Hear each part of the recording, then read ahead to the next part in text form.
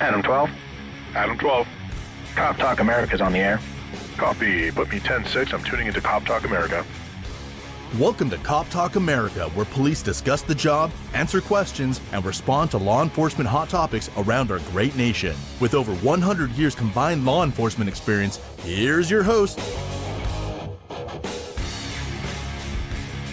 Welcome to another edition of Cop Talk America. This is Dave. I'm joined today by Jarvis and Jeff. So we're going to get going here in just a minute, but before we do, as always here on Cop Talk America, we're going to just memorialize some officers that were recently killed in the line of duty. I want to start out with Trooper Matthew Gotti from the Tennessee Highway Patrol. His end of watch was May 6th of this year. Police Officer Anthony Neary from the Sineville Police Department in Florida. End of watch was May 6th. Sergeant Calvin Arnsetti from the Savannah Police Department in Georgia. His end of watch was May 11th. Willie Houston Hoot West from the Lowndes County Constable Office in Mississippi, and his end of watch was May 9th. Police Officer William Buchner of the Auburn, Alabama Police Department, end of watch May 19th. Jesus Morel Martinez from the, I'm going to mispronounce this worse than I have everything else so far, Mantani Municipal Police Department in Puerto Rico, end of watch May 25th. And Stephen Whitstein from the East Baton Rouge Parish Sheriff's Office in Louisiana. End of watch was May 30th of this year. I apologize for the horrible mispronunciation of some names. I know I did, but God bless you guys. You've given the ultimate sacrifice. So we're going to go to Newark on our next video here. Real quick synopsis on how this thing got set into motion. A Newark officer stopped a car for speeding. She went up there, and just by looking at the video, we don't even confirm this. It appeared the driver was under the influence of something, and he did not comply with her request or orders. He didn't want to turn the car off. Then he rolls his window up. She bangs on the window, and he rolls it back down, and she sees a gun in the car, and she puts that over the air that this guy is armed with a gun, whatever the code is in New Jersey for that, and he takes off, and then a pursuit ensues. And during the course of this pursuit, this other officer gets involved with it, and at 3 different points ends up firing rounds into the car, kills the driver, and wounds the passenger. So here's that video. Everything. Turn off the vehicle. Turn off the vehicle. Turn it off. Turn off the car. What? Turn off the car. What? Sir, turn off the vehicle. Turn off the vehicle, sir. Turn it off.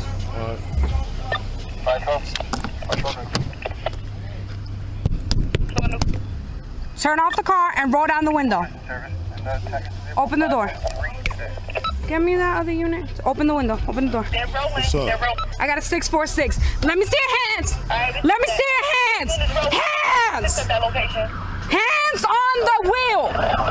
Let me see your hands. Let me see your hands.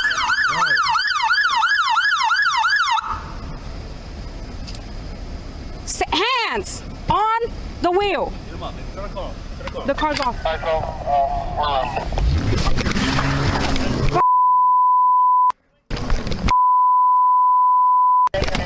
Be advised, the vehicle took off.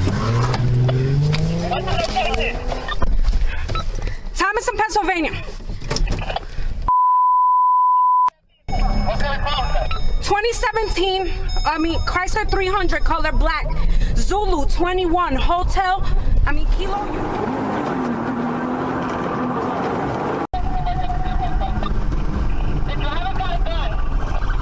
Receive, we're behind the car. Come on, bro. Cut in front. Cut in front, right.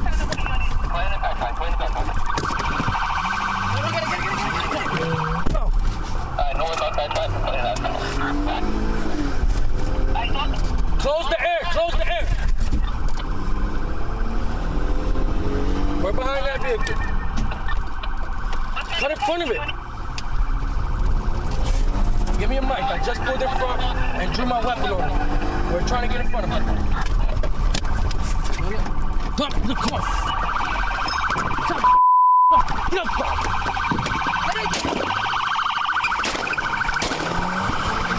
Shots fired. Shots fired. Come on, come on.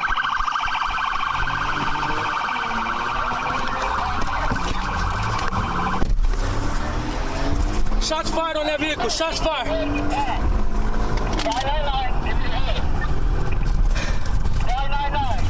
I'm going northbound on Bergen. Shots were fired by police. Going northbound on Bergen. Shot at it, bro. It's gonna be 235. Go. Come on. Union Hotel. 2 rounds in the vehicle. Passing the first precinct now on Bergen. 17,000. Keep going, bro. Go around. Relax, bro. Relax. Wait right there. Relax. Go around, bro. Stop worrying about them. Let me go. Get out. Get in. Come on. Relax, bro. Let me go. Let me go.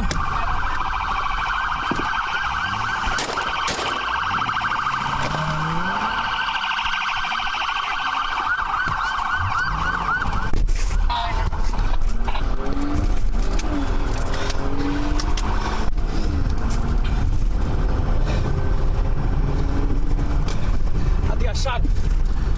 Relax, I seen the gun. relax. He pointed the gun at me. Bro, he pointed the gun right at me.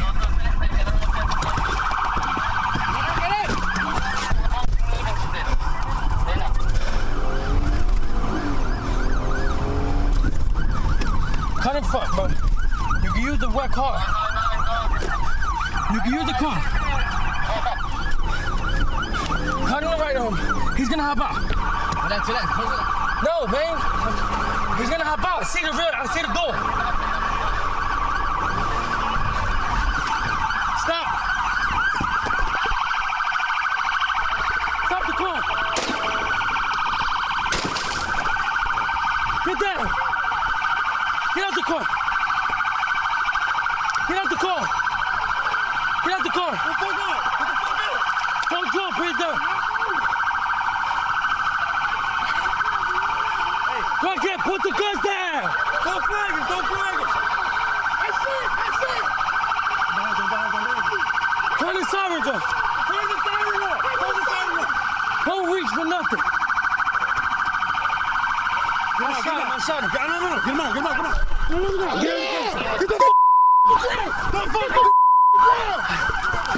I shot him in the head. Back up. Get the gun up.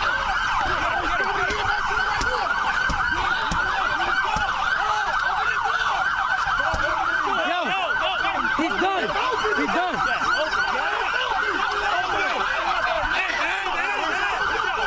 LT. Turn the car off. Go. Don't move. Turn the car off. Don't move. Gun there. Huh? Gun there. I shot both of them. Stop. Get him. EMS. We need EMS rolling. EMS, yo. 2 guys here. Turn the sirens off.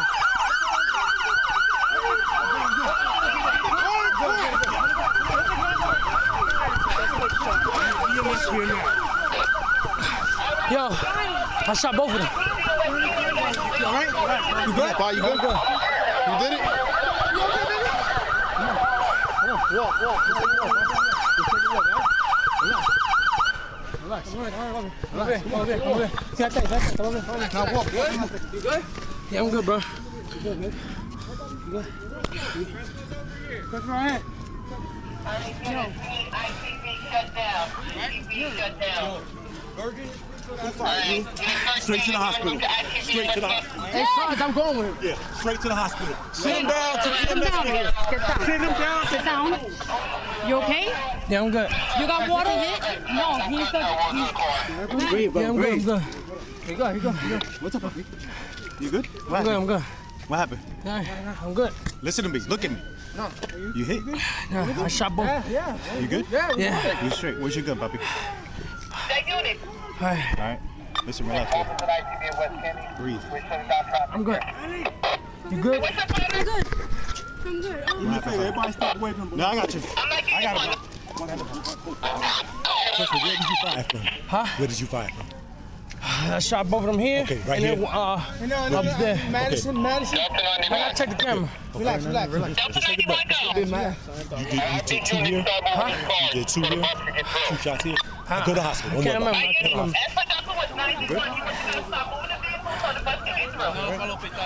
You good? Ya, I'm good, man. Ya, no, yo. Ya, no diga nada. No diga nada. Hey, Sarge, where's the original officer? Where's the original 521? I'm right here. All right, I got it. What happened? The cars going down Pennsylvania. It was going way too fast, so I Did you pulled it over as a 521? Or pulled you it had, over as a traffic stop. Okay. Just as a traffic stop, just because he was going too fast. Okay. I got behind him on Pennsylvania and Thomas at the red light. I was waiting for the light to turn green. I thought he was going to pull over right on Pennsylvania. He kept going down Thomas, right on that little curb on Thomas. Pulled over right in front of the church. I got out, told him to turn off the car. Okay. He keeps telling me, why do I need to turn off the car? So I'm like, turn off the car, turn off the car. Finally acts like he turns off the car, rolls up his window on me. So I start knocking on the window. He rolls the window down again. I see him fumbling with to change the gears, so I thought he's gonna drive off. And when I see him fumbling with the gears, the gun's tucked under his leg. So I see the handle. So I go over 646. I got a man with a gun. The Delta unit puts up Moss and his partner. So I tell him he's got a gun. So they're like, Val, get him out. I go to open the door doesn't open. So I go in to open it from the inside. And he takes off. Okay. You all right? Yeah. Okay. All right. Who picked up on the car first? The 599 unit, or you pursued him first? No, the Delta unit took off for it first, and then I saw them going all the way up Bergen. I was like far behind. Okay. Then I heard Bergen and Peshine, Clinton and Peshine, and I saw people start running off of Bergen. So I turned, and nothing. And then they said something on Bergen Avenue. They were going on Bergen Avenue. So I kept going. I heard said shots fired by police. And then I see all the units are still following the car, going into the first. Then they turned where the Applebee's was on Springfield. And then we came back around onto ITB and we ended up here. Okay. All right. By the time I was here, it was like 5-6 units here. Where's your car? 503. I was driving 503. All right, let's see your car. Wow. So we're back. That was rather eye-opening. I don't know who wants to take it from here. There's about 10 different ways we can go with this, and certainly some issues on the police officer's part that I saw there. The one thing I'll start out with, though, is I want to say two things. Whenever we critique something like this, we're going off of newspaper reports and video.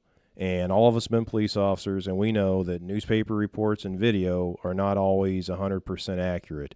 We don't have access to the police reports, and we don't have access to the interviews and the investigations. So bear with us and forgive us if we totally screw something up, because the newspaper reports and the media and the video is not portraying what we see. The other thing here is this is another example. However we're going to take this, justified, unjustified, or whatever, you have some bad decisions made by this person that was pulled over, who looked like, in my opinion, he was probably under the influence of something, and he set this whole fiasco into motion that got himself killed.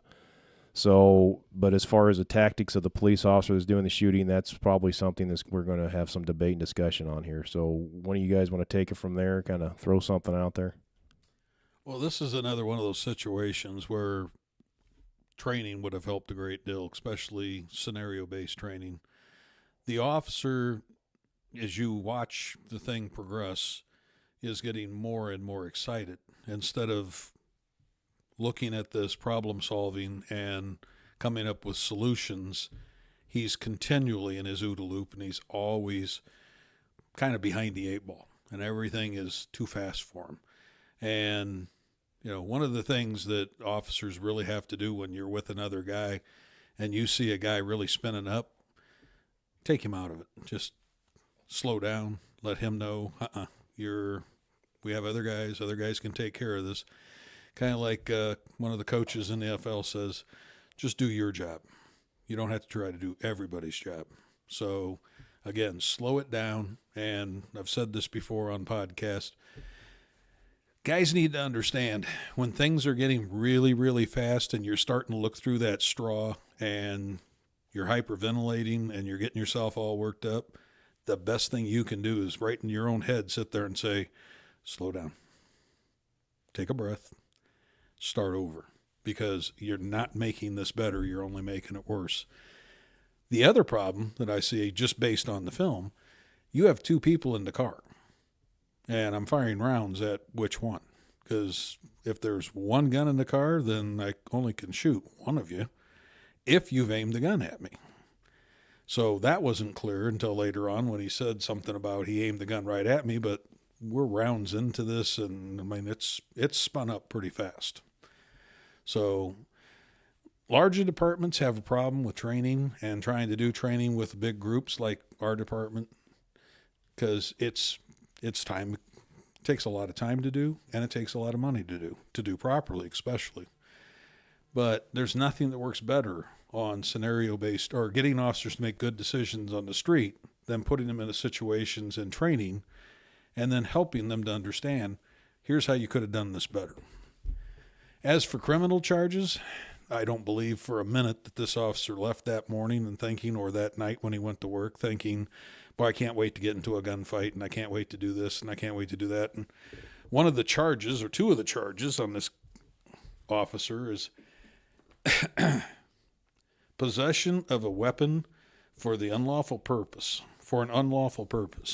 And I'm like, he's a police officer, and by his job description, he has to carry a weapon.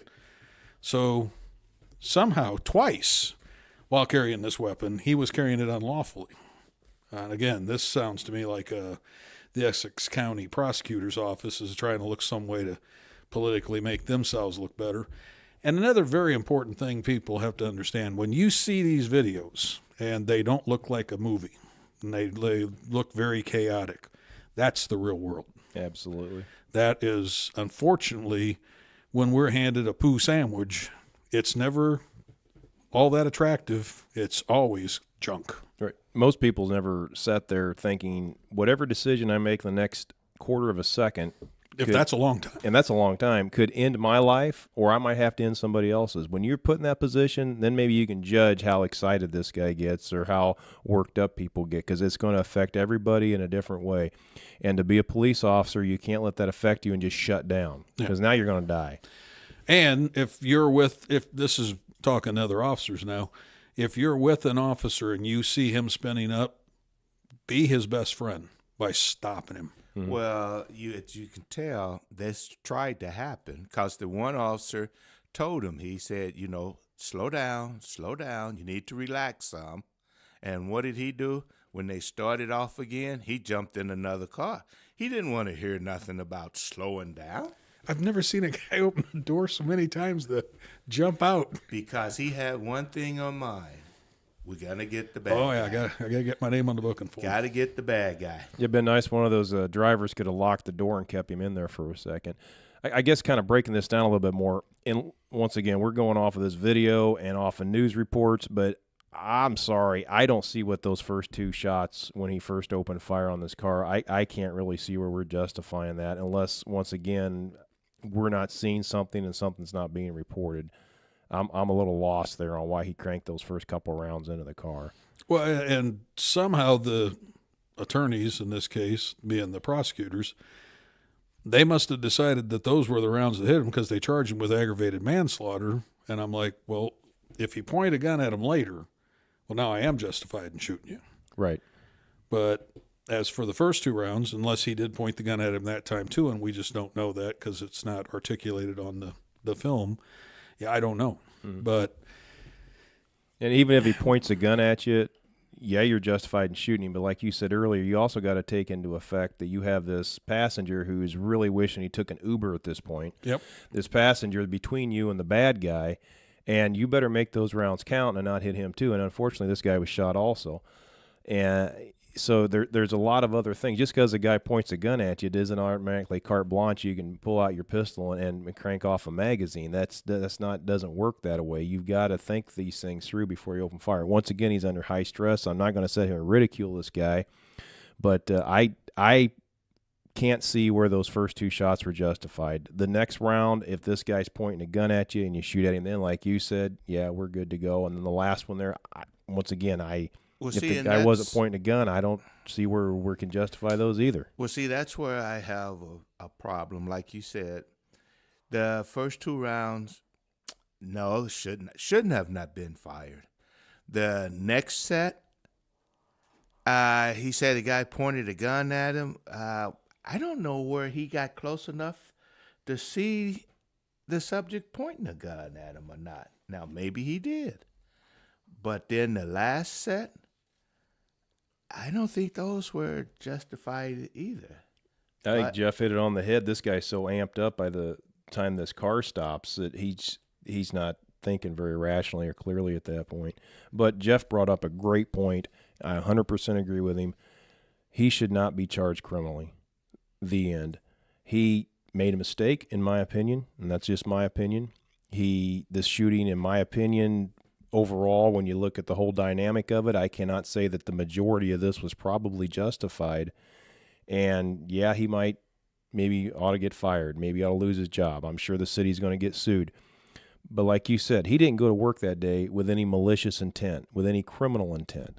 He went to work that day to do his job, and he simply made a poor decision while he's amped up, and it resulted in the death. And I've brought this up before. When a doctor makes a bad decision and somebody dies, we don't charge him with murder. When a nurse makes a bad decision and somebody dies, we don't charge that person with murder. So why are we charging police officers with murder when in the course of their duty and doing their job, they maybe make a bad decision, but yet we want to go ahead and charge them with murder? And we've kind of all let the genie out of the bottle on this thing in our society because we're already sliding down this slippery slope. But it seems like every time something like this happens in most cities, you have these overzealous prosecutors that want to be politically correct and try to satisfy part of the population. And we're going to charge them with everything like this, even charging a police officer with unlawfully carrying a weapon. And it's just not the way you want to go, because this one here, yeah, we can say maybe he wasn't justified in everything he did, but it doesn't mean it's criminal. The next one, the one that came out of Chicago in the last year with the guy with the big butcher knife that was shot by the officer up there, he got convicted of a second-degree murder. In my opinion, that was thoroughly justified, that entire shooting. So it was controversial. Was it justified? Wasn't it? And he ends up getting charged too. Like I say, we've kind of let the genie out of the bottle politically and gone down this slippery slope, and it's not good for any police officer. Well, a really large issue with this is all these folks that get to do this stuff, everything is hindsight. I already know the ending is one guy got shot and is dead, and one guy got shot and is not dead. Hopefully, in this guy's case, I'm hoping the bad guy who's dead was the guy, in fact, with the gun. I don't know that that's clear in the report. But when I already know the answer, and then I can go back and look at this and say, okay, now I'm going to nitpick this film. Again, if you just sat there and you showed parts of it to an attorney and then turned it off at that point and say, okay, have you seen a crime so far? And their answer is going to be, I don't know, I have to see more. No, that's all you got. This is where the officer had to make a decision. Did the officer commit a crime? Now turn the film back on, show the next group of shots. Did the officer commit a crime? Okay. And when they sit there and they can't tell you, but when they want to play the game of, well, now that I know what happened, I'm going to make this fit my box so I can have my lawsuit or my charges against the officer or whatever we want to do. But another area that goes back into training, not just scenario training, and this is getting lost in, unfortunately, of the newer generation officer, not all of them, obviously, but as departmentally they don't do this as much, is mindset training. We don't go out and select people who have an aggressive, assertive mindset, and then we try to basically pull them back a little bit. This guy's not an aggressive, assertive person. This guy is on work drive. This guy is excited. Great guy to be charging the Normandy beaches with you. Yeah. But we don't want anybody with a warrior mindset nowadays. Warrior mindsets are bad now, and I understand that. Warrior mindsets, because remember, in this day and age, this is why this gentleman is being charged with crimes, because we have to appease the people. The people see this, and they figure another black man shot for no reason. Now, we don't charge him. What happens? The city is tore up in riots and everything else. So we have to keep the riots out. We have to keep all the demonstrations down. So he's going to have to be charged. That's exactly what happened in Chicago with that disaster up there where Officer Van Dyke was charged and convicted. That was just to appease an element of the population so they didn't burn the city down. And not only would it have been Chicago, it probably would have been a lot of other cities all over the country. Exactly. You kind of throw one to the slaughter and hoping that that's going to be it. And I guess in that aspect, it did work, convicting him. We didn't have, as far as I know, any riots anywhere. But my point is, in reference to the selection and the mindset training and stuff like that, is I don't believe if you had trained this officer properly, or if this person wasn't the right person and didn't select him in the first place, you don't have someone shooting at a fleeing vehicle when there's two people in it, because I've only got one target, and I'm fair shot. Found out not as good as I thought, but I'm a fair shot, and I'm not taking that shot. Because first off, I know what bullets do when they hit auto glass and sheet metal. They do weird things. I can't control that. So it's not a good shot. I'm in a urban area, so if I had had enough training and had this officer understanding and going through his cycle of making good decisions, he knows I'm not in a situation yet where I can take a good shot. I may get shot at and still can't shoot back. Knock on wood, that happened to me 30 times on the job. I only got to shoot back once. So, that sucks, but that's the way the game works. We only get to shoot back when we know we're going to win. We don't get to sit here and shoot in the general direction of the bad guy and hope to God you drive one of them where they belong. We're accountable, and each one of them's a decision. As I pulled the trigger, I think that one's going to hit him. I think that one's going to hit him. And I think the next one's going to hit him. Hey, he's falling down. I'm going to stop, take a second, take a look. By second, I mean a quarter of and make another decision, because they're all independent decisions. Just because somebody has a gun and points it at you or even shoots at you, like you said, doesn't mean it's automatic. You shoot at him no matter what, because you got to take all that stuff into consideration. And I'm sure this guy was a great police officer, but he was so amped up. I tell you what, you got to give him an A for effort. I'm like, he's jumping in cars, he's jumping out of cars, he's the perfect guy to hit the beaches of Normandy with. We've all worked with this guy. Yeah. Not but this individual, but this kind of guy. Right. And you've always wanted to, where is the really big weight and the chain? We're going to put it on him, slow his butt down a little bit. And be Jeff, you were that guy 40 years ago. Sometimes. Yeah. I was never that fast, Yeah, but though. the difference between Jeff and this gentleman, Jeff had the warrior mindset.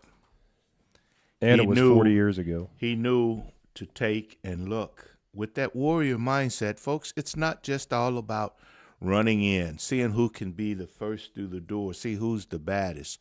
A warrior looks at the situation, and he sums up in a matter of nanoseconds what he needs to do to win this battle. And as Jarvis just said, a very important thing that I slipped my mind, I was going to bring this up. Running up on. I don't understand this. You watch these films and these guys are like, shoot, shoot, shoot, and then run up there and see what, and I'm like, what are you doing? Your bullet, if you have to shoot another one, it'll travel that distance faster than you can move. It'll go faster in the car. Yeah, and I don't need to go up there right now. How about we slow down, assess, and see what's going on? And again, now maybe I can get my head into this and I can see things, but it's like I got to run up and tag him first. So I'm the winner. I don't know. I understand we're all A-type personalities and you want to go get the bad guy, but I'm like, whoa, and this again, if you're an officer and you're with a guy like that, just yell his name out and say, settle, talk nice to him, use the F word and down. Nicely use the F word. Yeah, nicely. There's a different way you can use the F word. Well, it sucks all the way around, and I just feel awful that this officer is being criminally charged with all this crap. But once again, he's caught up in this political cesspool. Justified, not justified. It's not criminal. It's as simple as that. And it just hangs so much over the police officer's head, knowing that, once again, you can make a simple mistake, or you can make a big mistake. And if it goes the wrong way, you could be looking at prison time, and it just isn't right. I mean, no wonder it doesn't appeal to a lot of young people for this job. Who in the hell would want a job? I don't know any other job in the country where you can make a simple mistake and end up going to prison. Well, and just having been at a firearms school and coming back, no one else there was in law enforcement, just me. And every single person at that class that talked about this subject matter, not one of them thought anybody should become a policeman now in this country. They all said the same thing. They just looked at me and they asked me, "Go, would you do it again?" And, well, I'm down deep, and I looked at them and said, "Yeah, I would." But things have changed so much. You know, one thing that's interesting, just to look at the media perspective, and it's kind of cool. Go back, you can go to YouTube and just pick a year and Google or search nightly news for 1979 or anything, and look at the media and the way that they handled reporting the news in. It was actually reporting the news. There's a novel idea for the news media nowadays. They actually reported the news. They didn't try to sensationalize it. They didn't try to, it was now only thing you get is one big editorial. You really don't get the news. And I watched one today, actually. It was from 1979. It was not anything special. And this was back when, right after 3 Mile Island, and people were protesting nuclear power plants and all this, and there was some hoopla and a protest at a power plant. It was out east somewhere. And the state troopers, and I can't remember what state it was. I want to say it might have been New York, but I'm not sure. But the state troopers show up, and it was just very point blank. The news announcer said, yeah, you know, these people charged at the thing, and police had to use clubs and mace to beat them. And you just saw them on the news there. They're knocking the crap out of people with their wooden batons. Had to use clubs and mace to make sure nobody, you know, was assaulted or come up there to assault the people working at the power plant, or however they worded it. Wasn't a big deal. Didn't try to make the police out to be the bad guy. Basically put it on that these guys you're stupid. You're going to go up there and charge the police officer holding this nightstick. And, yeah, he hit you with it. That's what they're supposed to do. And, you know, police made 10 arrests, and the end. We went on to the next story. It wasn't a big deal. There wasn't a whole bunch of social media. Of course, you didn't have social media, and a whole bunch of hoopla. It wasn't exploited. It wasn't twisted. It was just simply the news. You got that in that 30-second report, and we went on the next story. We didn't hang all over this. And that's now, if that same thing was to happen now with the video I saw today, it would be a stink. I guarantee it. It would be a stink. Well, and again, back to this class talking to Mr. and Mrs. Joe Average, which I like to make sure I hang around regular people every so often. It gets my perspective. Why are you here then? Yeah, I know. But I let them know. I said, and I didn't know about this case until tonight, but, you know, you have to understand, police administrations and politicians have decided it's better for me to give up this one guy than to stand up and try to fight for him and have to try to educate and go through all the rigmarole, because I may lose my job as the chief or the whomever or the county whatever. And so this is much more expedient. And if he gets found not guilty, then they get to play the game of, golly, we tried. I mean, how many times have they taken officers and charged them, knowing full well, under the law, you're going to get found not guilty, unless, of course, you're in California with their new laws that they're trying to do about necessary, only if it's necessary. You want to talk about using hindsight, but we'll get into that another day. But, I mean, this is just, it's getting to the point where officers have to understand, not only are you right, it better look good on film. You better have, well, we had a shooting in this town. A federal judge lets this individual out, and later on this guy shoots a police officer and then gets killed by the officers. Not one word to anybody or from anybody about why did this federal judge parole this guy early? You know, well, he was a nonviolent criminal. Well, apparently not. I don't think so. You know, because the nonviolent criminal shot an officer who's no longer on the job. You know, something you brought up earlier, too, you look at this video, and now everything's video, and you got the body cams, and that was pretty much a goat rope, you know, when that was over with, and it was confusing, and it was chaotic. And we can sit there, because we got the experience, and we can kind of pull this thing apart and say, well, that probably wasn't a good idea, that probably was, this wasn't. Your average Joe Average again, they're going to look at this, and whether it's a goat rope that is justified or a goat rope that is not justified, it's still a goat rope. And you still have a black man dead at the end of this. And once again, whether you're justified or whether you're not justified, there's very, very possible you're going to get stuck right in your ass by the prosecutor. And that's the scary part. It's one thing when you made a mistake. It's another thing when you didn't make a mistake and you still end up getting charged. And isn't it amazing that the only race that's important is the victims? Yeah. What race the officer was, irrelevant. And I'm like, well, how is it any more or less relevant than the victim's race? You know, if the victim is of a certain race and the officer is of the same race, well, does that change? Race isn't even brought up. Right. That's right. I mean, it doesn't matter because we're the police. It's only brought up if the person shot is black or Hispanic and the person doing the shooting is white. If he's Hispanic or black and the guy shot's white, they don't even bring race up that I've ever read or saw reported. Well, we did the one where the guy was, I believe it was Georgia, where the guy was in his house with the shotgun and had been window peeping at the girl and all that. And when they light him up. Showed up, yep. Yeah, when they light him up. I mean, again, I don't know what race the officer was, but the guy was white. So, okay, let's move on. I'm like, wow. Well, guys, this one wasn't really about race. It was going to be a goat rope from the word go because, I mean, from Absolutely. the time the young lady, the woman officer walked up to him. That's a different one. This is the guy. No, I'm talking about from the start of the chase. The female pulled the guy over initially. From the start. And then this guy, like, repelled off start of the that's what I'm saying. Yeah, we knew it was going to be a goat rope because started from the hopping. start of the chase, he wouldn't do a word, wouldn't do anything she asked him to do. She simply asked him to turn the car off, and he's like, well, and repeated, you know, do this, do this, do this, do. And all he could do is just stare at her. Well, he was. Nobody can see what the faces Jarvis is making right now, and they won't be able to hear the faces he's making. But believe me, you get the point if you could see it. But when you watch that, you can see the bad guy, and he's sizing her up. I mean, and that's what they do. The smart ones will sit there and look at an officer as they're coming up, and they'll go, well, I can play you. Or, nope, that one's going to whip my butt, so we're going to go along with the program.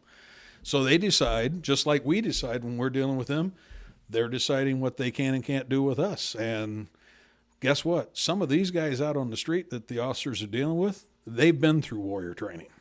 Mm-hmm. Now, it wasn't formal, but no, they have people. They know what it's about. Oh, yeah. They have people in their family who've been shot, stabbed, run over with cars, you name it, and they know you can live through all that. It's not that big a deal. Yeah, you're right. He made the decision when she got her gun out. I was like, okay, she knows she can't kick my ass. And I know I can kick her ass, but if she shoots me, this is over with. I'm leaving. Yep, just time to go. It's time to leave. All right, well, anyhow, I think we discussed that one pretty good. We had one more video here we're going to show you, and it's going to be out of Seattle. We'll discuss it once we take a look at it, but well, we'll show it to you. It's just some really good police work here. I would like to add one last thing. We're adding something, folks. Hang on just a second. Okay, this is just, again, to the regular people. Understand, for someone to commit a crime, you have to have a criminal intent. Not just intent. It has to be a criminal intent. They're trying to say this individual knew what he was doing was wrong and did it anyway. Never in a million years. And when you're in the position of a police officer and you got those split seconds to make a decision, yeah, it's my intent to shoot this guy. It's my intent when I shoot him, he might die, but I'm not doing it in a malicious or a criminal matter. It's what I signed up that I might have to do one day, and this day's here. Now, if you made the wrong decision to do that, then you made the wrong decision to do that. But like we already said, that doesn't mean it's a criminal act. And now it's like the chiefs and the prosecutors are the NFL attorneys or referees, and they're trying to decide, was that a catch? Right. I used to think I knew what a catch was. Anyway, all right. So what ends up happening here, a lady calls 911, and her boyfriend or whatever relationship they have, he's armed with a knife. She tells the dispatcher, and he says he's going to kill her and kill himself. She's got herself in a bathroom, but it doesn't sound like a lock. She's got the door barricaded or something. It sounds like she tells the dispatcher. And the police get there. He doesn't answer the door. They end up kicking it in, and he comes at him with this knife. So let's take a look at that video. 911, what is your emergency? My boyfriend is trying to kill me. What's the address you're at? What's the address you're at?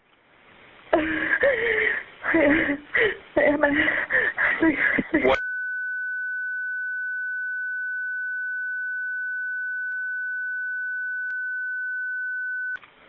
Yeah, please get him out. I've been trying to get him to leave, and he won't leave. And he just keeps telling me that he's going to kill me with his knife out. He has a knife? Yeah. And he tackled me when I tried to call you earlier. Where is he right now? I don't know. I'm in the bathroom when I don't have the lights on or anything. Do you have the bathroom locked? No, it doesn't lock. Okay, which apartment is it? Pushing my weight on it. Which apartment is it? Please get him out. Please get him out. I'm sorry? And he's like threatening to kill himself and me. So he's threatening to kill himself and you? Yeah. I'm trying to breathe. I'm sorry. Okay. Give me a description of him. What race is he? He's black and Mexican. We've had cops come here before. Okay. How old is he? 31, I think. Okay. What's he wearing? A cut-off shirt and sweats. What color shirt and sweats? Black. Black shirt and black sweats? Gray sweats. Gray sweats. How long is the knife he has? The switchblade. About how long? 4, 5, 6 inches? I give it like 4. 4-inch switchblade knife? He's saying there's blood everywhere. Okay, what is his name? Who's saying blood is everywhere? He is. Okay, so you don't know if he's hurt or not, but he's saying there's blood everywhere? Yeah. Did you see him injured before you went into the bathroom? Well, he's always been suicidal, so. Is he trying to force his way into the bathroom? No, but I'm forcing myself in. Okay, I understand. And you said his name was... What's his last name? What's his last name?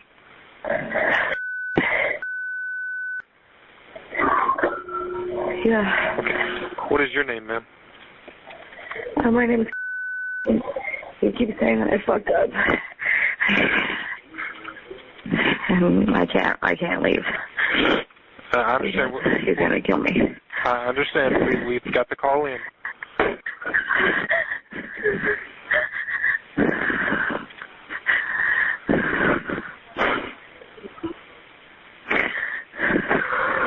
Just let me know if anything changes.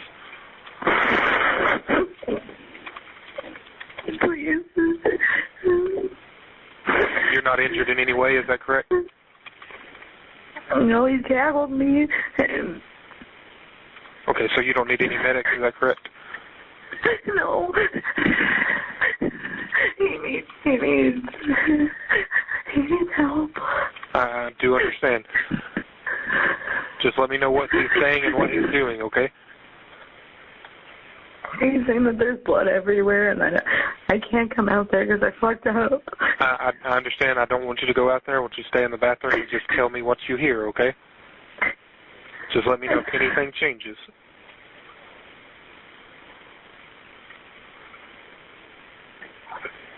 Do you still hear him? Yeah, and he's scraping at the door. He's scraping? Do you think he's using the knife? No, he's using his nails.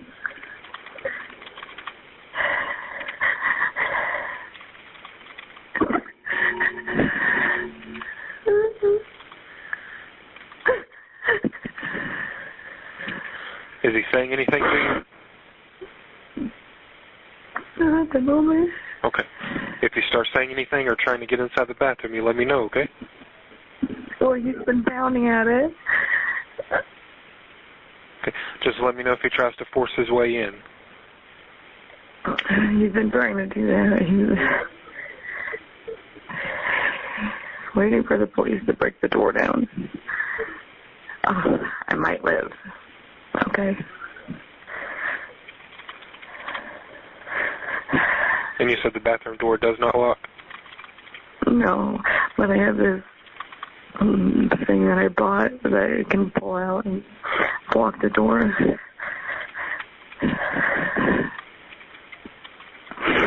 Oh my God. I've been asking him to leave for hours. I packed all of his stuff up. If you I've hear, been wanting him to leave. ma'am, if you hear him leave, let me know.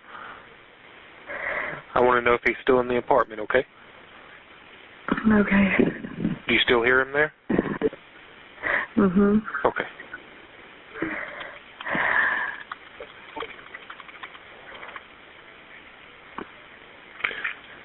Do you know if the building is secure? Does it have secure access, or will officers just be able to walk in? It's locked. Okay. Is there a code they can use to get in? I don't know. My team needs to go. I do understand. I can hear them.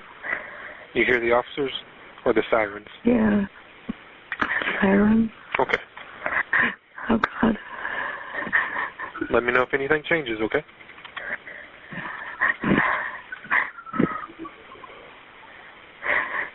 Is he still near the bathroom door? Mm-hmm. Okay. It's from the front of the apartment, the front door. How far is the bathroom? It's right out front. Like, it's like right there. Is it going to be to the right or the left when you come in the front door? To the left.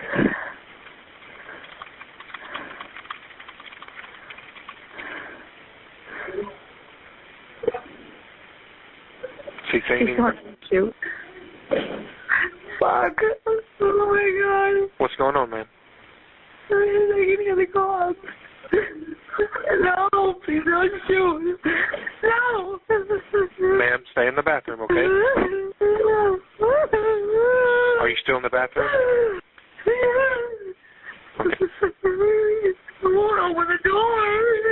Just stay in the bathroom, okay?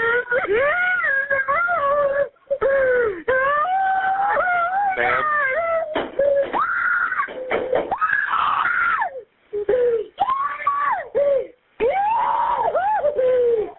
Stay on the line with me. Stay in the bathroom.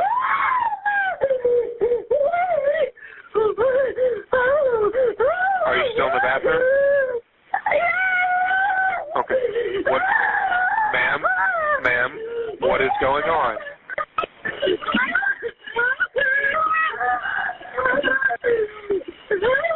Ma'am, listen to me.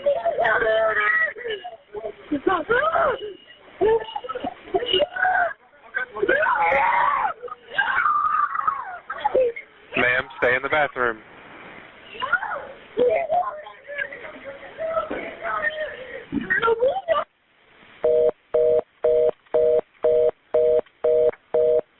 Open the door.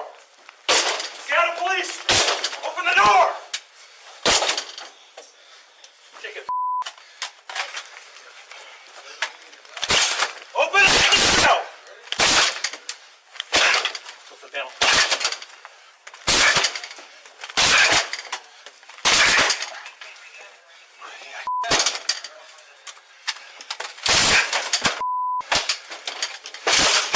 Hands up now. Drop the fucking ground. Drop the fucking ground. Shots fired. Good job, Seattle PD. The 21-foot rule with a knife, that guy certainly violated that. And for those of you that don't know what that is, and people aren't in law enforcement, if someone is armed with a knife and they're within 21 foot of you, they are a threat as much as somebody with a gun, and that is a point to use deadly force. They give him every opportunity to drop the knife, and not only did he not drop it, he advanced on him. And they did what they had to do, and they did a great job of it. So they got there and probably saved this woman's life, I would just about guarantee you. So these guys are truly heroes.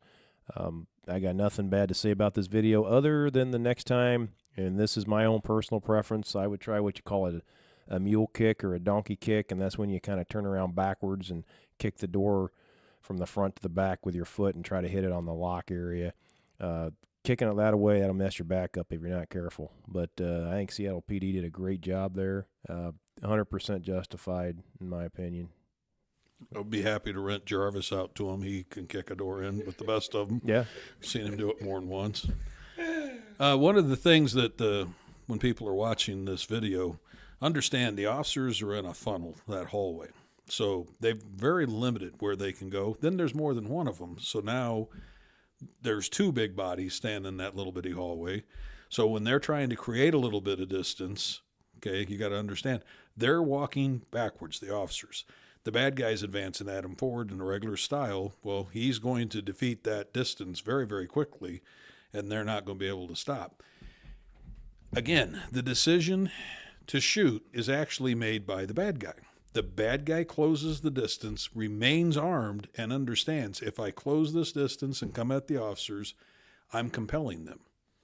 And yes, California, this is where that word necessary that you want to put into the law would fit in, because this is now necessary. Another thing most folks don't understand is body armor is not rated to stop pointy instruments. A knife can go through body armor relatively, if the guy knows anything at all, depending on the type of knife and stuff.